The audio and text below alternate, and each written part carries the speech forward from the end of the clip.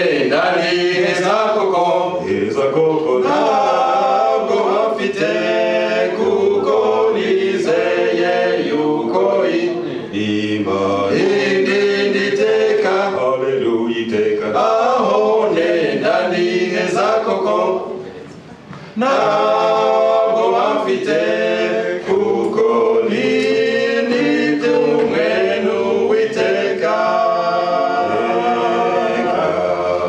nizeye ko ndi mu biganza bye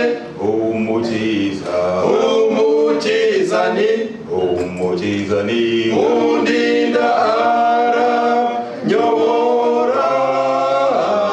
haleluya iteka ryose Yesu yamfashe mu biganza ntatindi nzatinya kuko ndi kumwe n'Uwiteka.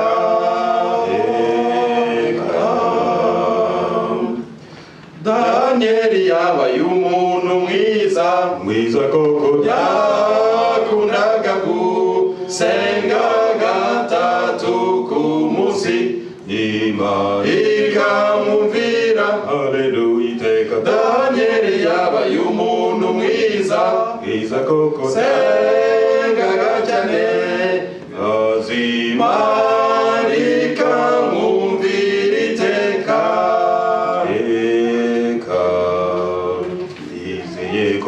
Mu biganza bye umukiza ni undinda aranyobora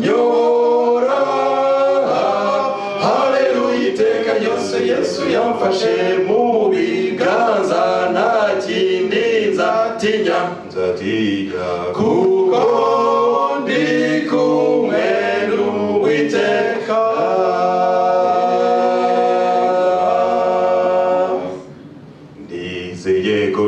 Mu biganza bye umukiza ni undinda aranyobora haleluya iteka ryose Yesu yamfashe mu biganza ntakindi nzatinya